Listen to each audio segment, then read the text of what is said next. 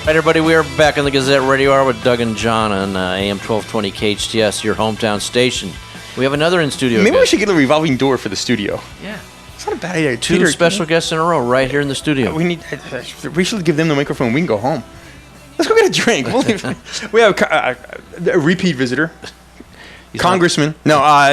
Councilman Tim Van Boysen is back in the studio. Not congressman yet. We're working on that. Breaking news. He's thinking about it. Breaking news. You guys are the comedy. You are the comedy afternoon team here in Santa Clarita. Drive time comedy from Old Town New. So, all right. Now, I have to... CEMEX is the big thing. City Council must be excited.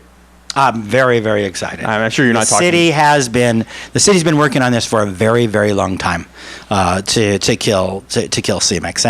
And anybody that, has been to Irwindale or someplace like that, when you've seen a city that has a big deep mine pit in the middle of it, then you know what we're talking about. Especially when it's active and putting dust in the air, and it was just a terrible, horrible idea for our valley, and we're very, very, very pleased. There goes my idea of having an NFL team here in 10 years. I figured if they did the mine, there'd be this big hole. They could make it a stadium. There goes my dream. That's some very interesting thinking. There goes my dream. All right, so we had you on last week to talk about some cool stuff that's going on in downtown New Hall. Maybe cool stuff. Well, some cool stuff. Now, whether it's how cool is a question of degrees.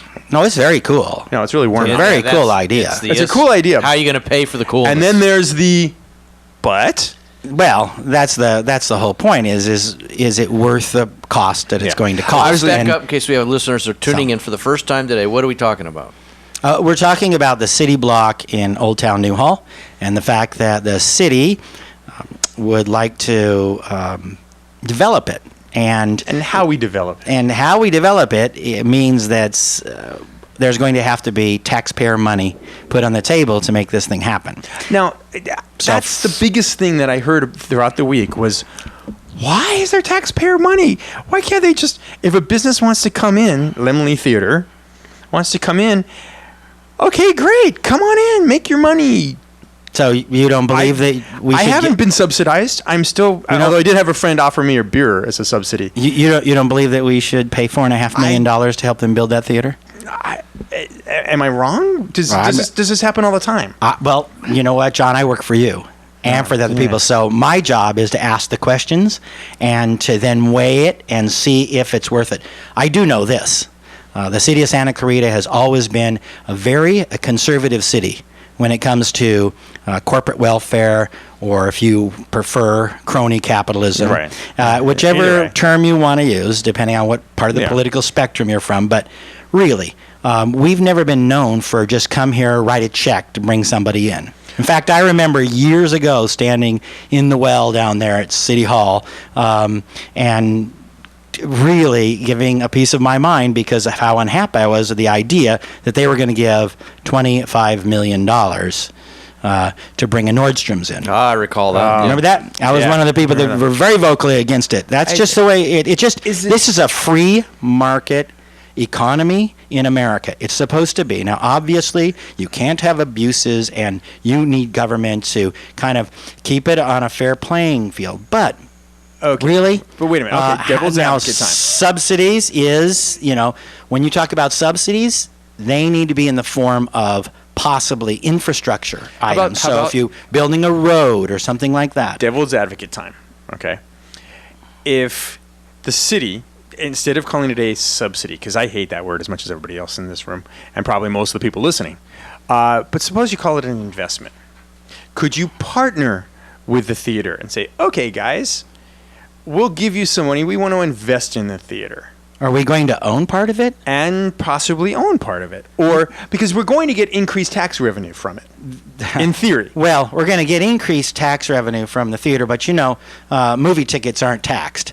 So it's not going to come directly from the theater, and a bunch of the stuff that they sell in the snack bar is not taxed. Yeah, so okay. really, the tax, the amount of tax income is one of the questions that I've asked the city. So I'm not to a very good supply. devil's advocate. Is that what well? you're It's a supply with that with that number. What is that number? How much is the tax leakage to someplace else? That's a fair question. And how long will it take to pay that $4.5 million back? Right. But there's not just the $4.5 million. There's $9 million worth of parking so far. Right. And an interesting part about that parking that I think people should know is that the housing developer that's going in is proposing that they don't put as many spaces in, not even 2 spaces for each condominium, let alone the spaces for their guests. So when you do the math, if you were going to build condominiums somewhere outside of this area, this zone, then you would have to supply 2 spaces per unit plus some for guests.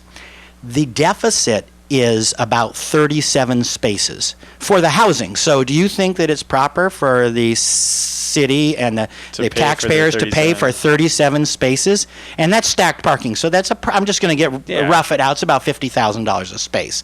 So why is the city considering doing that? Because you can't say, oh, just because you're in the downtown you're not going to have guests. No, you're going to have guests, and they're going to park in that structure right next to where you live.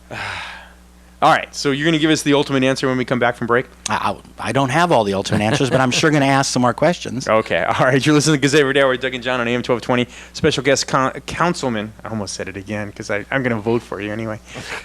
Councilman Tim Van Boysten on AM-1220 KHTS. We'll be right back. Talking going during the break. Anyway, listen to Tim Van hometown Boysten station, show. AM-1220 KHTS, the Gazette Radio Hour with Doug and John. Councilman Tim Van Boysten is with us.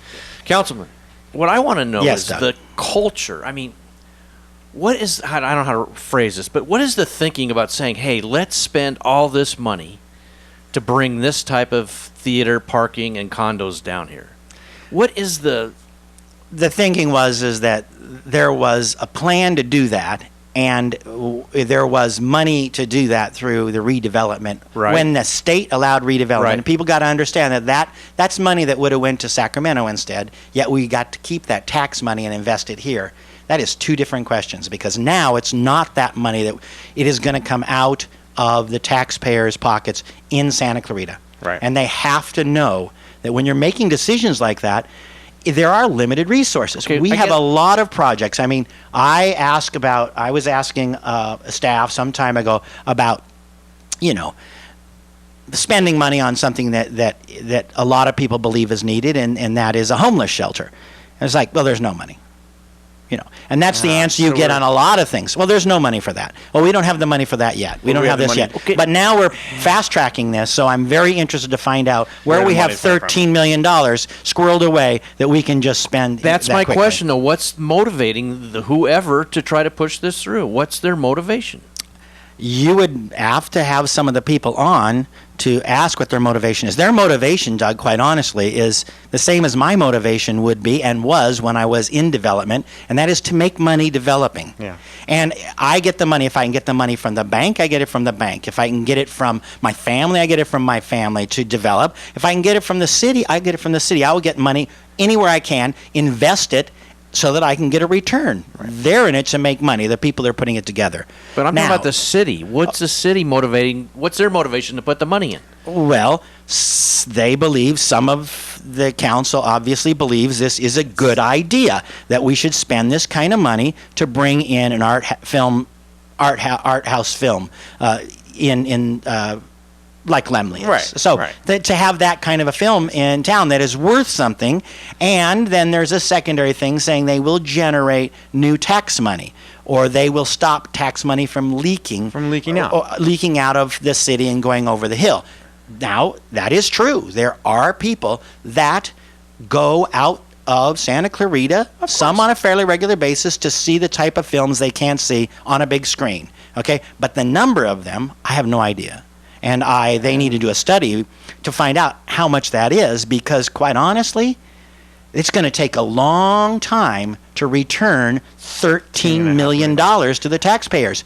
We get 1% of sales tax. We get no percent of movie tickets because they're not Right. taxed. Right. But let's say for the restaurants, if you went out to dinner before, after, Okay. and they're spending that in LA or somewhere, there's an increment. So, and if it's $100 bill, $1, we're losing out on it. All right, so So like you the got snack to bar at do the the movie math. theater. Oh, you don't get The money off Cokes that. and the candy bars, the popcorn. And a lot of that's not taxed. It's not taxable. It's food. So, okay, so let me surmise, because I think I got this. You're not opposed to investing the $13 million. If, and there's a big if, as opposed to a big but we don't get into that. A big if there's a return on that investment. If there is a positive return A on that positive return investment, on that investment. then I would be looking at it to see if we needed to invest there or Or whether there was a somewhere more else. pressing need. Okay. I mean, you know, we Yeah. need a new sheriff's station. I mean, Yeah. our sheriffs are crammed in down Yeah. there, and that's a safety issue. Right. Okay, and that's important. The most They were important. moving that type to thing. Castaic at one point in time, remember? We're supposed to be building a new sheriff's center. We're supposed to be building a senior center that we've outgrown. Okay, and we've started on years. that, but it's nowhere near done. We have a canyon country out there. We need a community center out there. It's in a great location where we bought that land, but we got to Right. build the thing. Yeah. That cost a lot of money. So why don't we use the money for that? Well, that's a good question, Doug, and that is the questions that I will be asking. We have to kind of prioritize this stuff, find out where the money's coming from, and if we spend $13 million here, what is it going to prevent us from building elsewhere? Okay, in about 30 seconds, what's the next step? And if people are interested, how do they get involved? Well, 30 seconds, go. the next step is that if you are interested in having your voice heard, you need to contact the City Hall, contact me at City Hall, and you should be speaking out. Either if you think that it's a great idea, you should be speaking out. But if you think that there might be a lot of questions and you think that money should be spent for something else, you should be speaking out. Because the money, if the money is there and it's going to be spent and it looks like people are ready to spend it, then we will have it. So All right, there we're you out go. of time. All right. Councilman Boynton, thanks so much for putting the period at the end of the story. All right, you're listening to Gazette Radio Hour with Doug and John on AM-1220 KHTS. We are out. We'll see you next week.